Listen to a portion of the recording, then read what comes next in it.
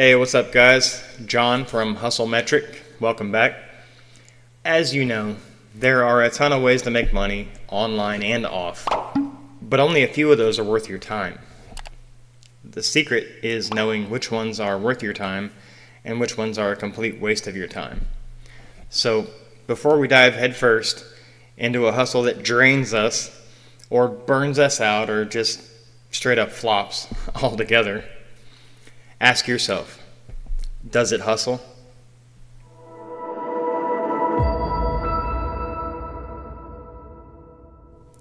Alright, so I've done it all. Okay, I haven't done it all, but I've done a lot.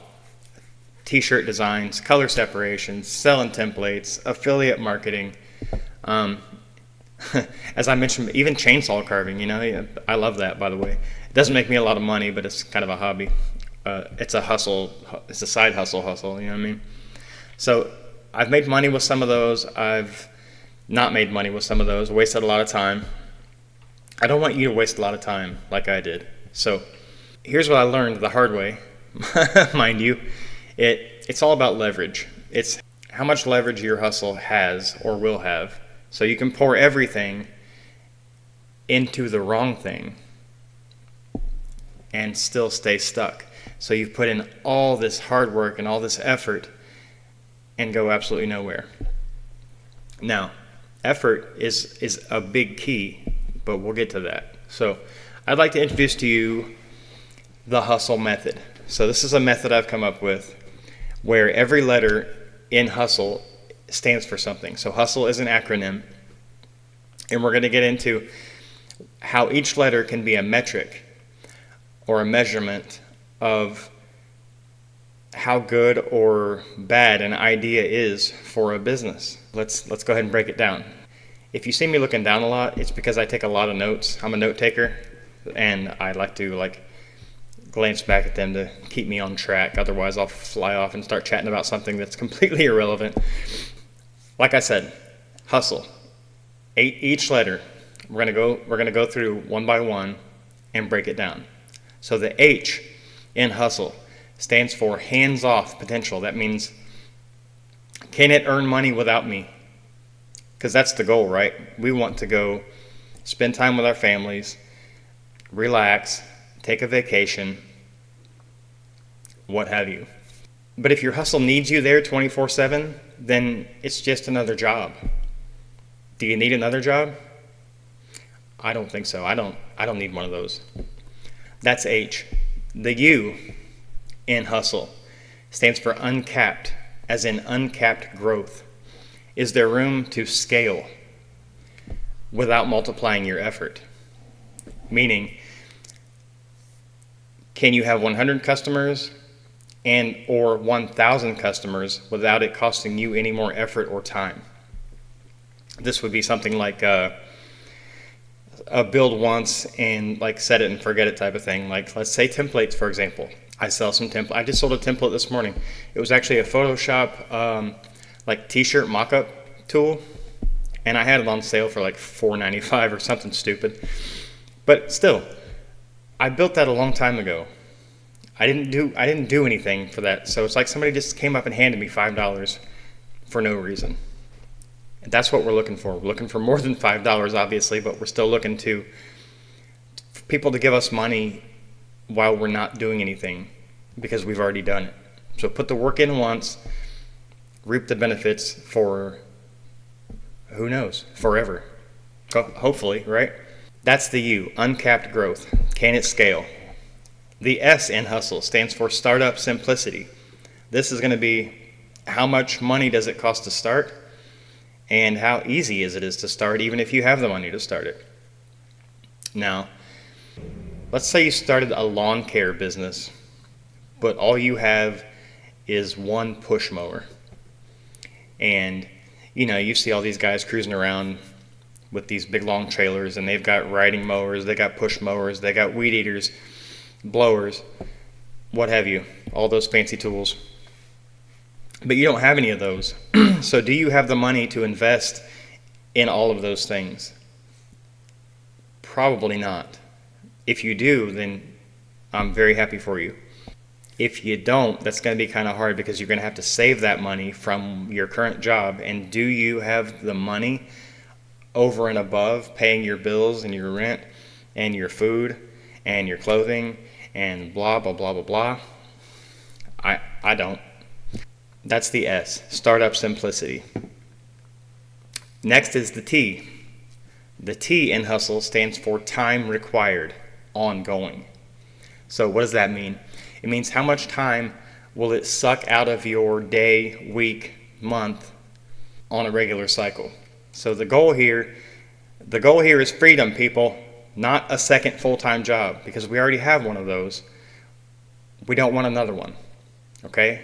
I don't have time for two. I don't even like the one. I don't. All right, so that's the T, time required, ongoing.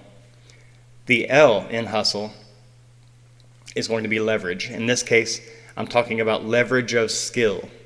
Do you have a skill that you have acquired over the years that will allow you to have an advantage or leverage over the competition? As an example, I'm a graphics guy, so when I make and sell templates and things like that, I have an advantage already because I already know how to do that kind of stuff because I've been doing graphics for 20 years, you know what I mean? So I don't have to go learn anything. I don't have to go buy any books or buy any courses or go to school for that because I've already done all that and I already know it. So do you have a skill like that, not graphics necessarily, but anything that will give you an up on somebody else? That will let you just hit the ground running, or maybe with a little bit more training, it'll allow you to hit the ground running. Leverage of skill. Last but not least is the E in Hustle, and that is earnings longevity. And what that means is this: does one sale bring in long-term income, or is it just one and done? Like I'm mostly talking about a physical product here. Like say you're selling whatever, tires. You sold a tire. That's pretty much a one and done sale, isn't it? I mean, you might have a repeat customer out of that as soon as those tires wear out.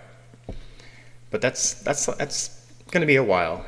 I try to stay away from those kind of things where it's one and done and then I got to go find a new customer. We want repeat customers. We want, in my case, if I'm selling a template and they download it and they like it, I want them to come check out my other stuff and see what else I have. Or I want to put out something new on my YouTube channel or something to promote. And they go, well, hey, I bought this from this dude and it was super cool. So I'll bet this is equally as cool. So I'm going to go ahead and buy it as well. So we're looking for recurring income. Now also earnings longevity, it can mean like, say you're selling an ebook or something like that. Something downloadable. These downloadable things are probably what I'm going to push you towards a little bit because they have the potential to sell over and over and over again. You don't have to be present. You only have to make them once and they can pay you forever. So that and something like, a YouTube channel. If you've been wanting to start a YouTube channel but haven't, start. If you don't know how to start, tell me. Ask me questions. How do I do this? How do I do that? This is a brand new channel. If you look at my channel, I think I have 2 subscribers. Is that discouraging? No, because I just started my channel. And that's the problem. People start a YouTube channel or something, and they give it a month or 2 or maybe even 3 if they're really dedicated, and they don't get that many subscribers and they're not getting that many views. And it could be that the content just sucks, but probably not. Because eventually you'll find your tribe, you'll find your people. But they quit. Don't quit. Stop quitting. I quit my whole life. Stop doing that. It's not good. It's not good. And that's one of the reasons I made this channel, is because I want to encourage people that are my age or younger, especially younger. Don't quit. Don't quit. All right? You can do this, whatever it is. You've got this. You just got to stick with it. And my biggest problem since I was 20 years old, hunting around on the internet for how to make money, trying a million different things, Oops, well, it's been a week. That hasn't made me any money yet, so I'll move on to the next thing. I give it a week. Nope, I didn't get any money off of that either. That must suck. So it's not that the ideas are bad. It's that you got to have follow through. I don't know why it took me so long to get that. So don't let it take you that long. And if you're as old as I am or older, stop. Okay? All right. So anyway, as far as the hustle method, I've made a little scorecard. It's an Excel sheet. I'm going to put the link to that's free. It's in the description. Download it. And what that's going to allow you to do is just plug in like a score, and then it'll total your score and give you an idea of whether it's worth pursuing that idea. Am I there? I'm there. Okay, that's OBS. All right, so I think you should be seeing what I'm seeing here, and that's the hustle scorecard. So what we've got is, here's over to the far left column. There's your hustle. There's what they stand for. Each letter stands for. In column B here, we've got what to consider. So like I said, hands-off potential for the H. Can it run without you? Does it have passive income potential? Uncapped growth. Is there room to scale massively without multiplying your time and effort? At the far right is a score explanation, so you can plug in a number in the column C. So let's go uncapped growth, for example. Let's pick the lawn mowing business that we talked about earlier, just for simplicity's sake. And we'll say, does it have hands-off potential? Can it run without you? And does it have passive income potential? I'm going to say yes and no, because at first, no, it definitely cannot run without you. But if you scale that business big enough over a span of time to where you can hire some people, then you can kind of run it hands off, because you can let your employees or contractors or whatever they are go mow those lawns or do that landscaping for you, and you can be on vacation. So in that aspect, yes, but since it's largely a no to start with, over here, let's say score explanation, 1 is constant effort. I'm going to go ahead and give it a 2. Okay, and then we'll drop down to the next one. The U is uncapped growth. Is there room to scale it massively? Again, no and yes. Not at first. Let's say your city's only so big, right? And how many lawn and landscape businesses are in a medium to large city? Usually a bunch, right? Like a ton, everywhere. So yes, you can scale it. You've got a lot of competition, but I would not say you can scale it massively without multiplying your time. It's possible, but it's going to take you a while. So again, I'm going to give that a 2. I'm going to drop down to the next one. Startup simplicity. Here we get into the costs. Remember the lawnmower, the riding mowers, the weed eaters, the blowers, the trailer, the truck to pull it. If you don't already have all these things, you're potentially looking at thousands, tens of thousands of dollars. Okay, so it's not easy to start up. It's not easy. So I'm going to give it a 1. I'm going to say it's very expensive. That's relative to, right? What kind of background do you come from? Do you already have a lot of money? You know, that's expensive to me. Maybe it's not to you, but I'm giving it a 1. Time required ongoing at first. Will it eat your schedule every week? Yes, it will. So I wouldn't say always on call. We can give it a 2 or a 3. If you do end up scaling it and hiring those people, great. Then you can make that a 5. Rare check-ins. You're just checking in on the guys or the girls and the lawns and the customers. Okay. 6. Do you have skills? Well, I mean, and trust me, there are skill levels when it comes to lawn mowing. I've seen some really poor jobs. But, you know, do you already mow grass? Have you been landscaping a while? Was your father in a landscaping business? Do you have an advantage in that? So here we're going to say 3. Yes, I've been mowing lawns my whole life. I have an edge. All right, so that brings us down to the E, earnings longevity. Does one sale lead to long-term income? It does not. Now, that's not saying that you can't have a repeat customer, but is it long-term in a sense that it can be passive at all? No. It can't. If you do a really good job on this person's lawn, and you might have a lifelong customer, so in that case it would be a yes. So let's give it a 3. So you can see it totaled our score for us here at the bottom, 14, right here in column C. And here's your scorecard down here, your score key rather. It's a 14, so let's go down here. It's below 20. That is low leverage. Rethink or rework this hustle because this ain't working. I'm not saying that you should, if you have a dream of starting a lawn care business, not to do it. I'm saying, depending on your goals, is it the smartest thing that you could do? Is it like, because look, if you have a dream of something and this is what you want to do and you know for a fact this is what you want to do for your career, go for it.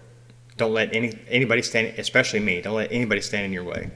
Don't let any YouTuber tell you not to do something that you feel that passionate about. If you have the means to do so and you feel like you want to do so, go all in. Go all in. But otherwise, kind of keep to the score. You know, we're keeping score here because we're measuring everything. That's the whole point in HustleMetric, is because we have to measure every decision that we make from this point forward. In any case, I'm going to leave this in the description, probably via Dropbox or Google Drive or something like that. And I'm going to pop back over here. All right, I'm on my webcam. And that said, I appreciate you being here. I hope I can turn these 2 subscribers into 2 million someday. But if I don't, I'm happy with that too. I'm happy with that. But if there's anything I can help you with, or if you have any questions, I'm sure there's a way to contact me on YouTube. Hit me in the comments. Email HustleMetric@gmail.com. And let's get together. Let's chat about it. I'm not like one of these rich gurus who's going to charge you, like, you want a one-on-one call with me, I'm going to charge you $50,000, you know what I mean? No, we can chat. We can chat, for sure. If I have time, you know what I mean? I am busy because I don't just YouTube. Unfortunately, I have to do actual work. I still do freelance graphics and things like that. That's how I make my money, because obviously you can't monetize a YouTube channel that has 2 subscribers and like an hour of watch time. But I'm glad you're here. I'm glad I'm here. I hope that we can crush it.